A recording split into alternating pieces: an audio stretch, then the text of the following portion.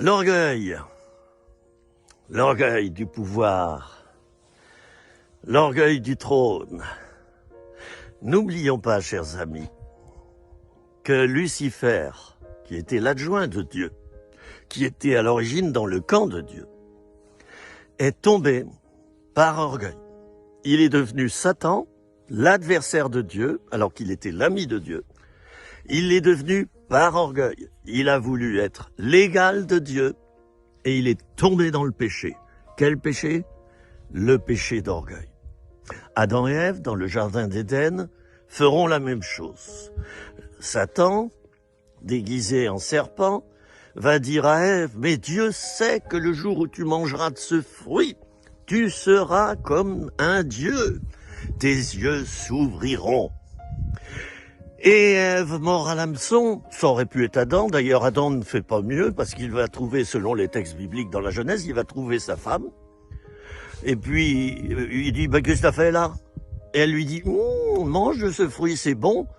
Ben oui, comme un baluchon, il n'a pas réfléchi et il a fait la même chose que sa femme. Donc, pas mieux. Nous voyons là la nature humaine, ma nature, notre nature.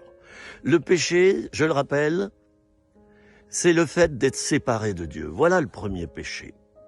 Et quand la Bible parle du péché, elle évoque cela, la séparation d'avec Dieu. Et puis, il y a les péchés que nous commettons chaque jour, la jalousie, le mensonge, etc., etc.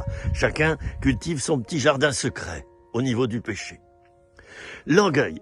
L'orgueil, eh bien, c'est lié à la surestimation de soi-même. On se surestime. On croit qu'on est meilleur que les autres. On croit même qu'on est meilleur que Dieu, au point qu'on dit qu'il n'existe pas. Ah oui, si Dieu existait, il n'y aurait pas ces guerres, etc. Mais qui fait la guerre? Qui a créé la guerre? C'est pas Dieu. C'est Satan et c'est l'être humain. Et vous le savez, nous sommes en temps de guerre. C'est pas Dieu qui fait cette guerre. On n'a pas le droit d'identifier cette guerre à Dieu.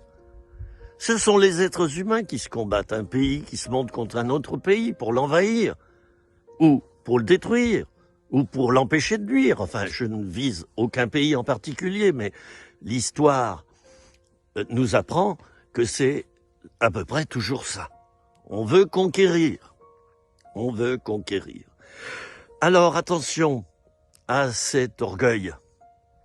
Attention à cet orgueil qui peut nous faire chuter. Nous voyons que Lucifer a chuté et il a été vaincu à la croix, il a été rejeté, il est défait et sa place sera en enfer.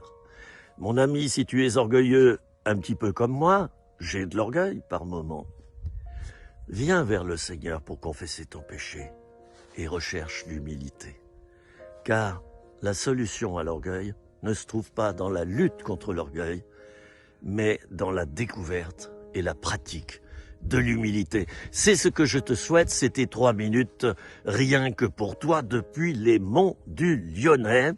Je t'embrasse, où que tu sois, en France, en Polynésie ou dans les pays francophones, car je sais que mes vidéos circulent, alors je t'embrasse, tu es mon ami.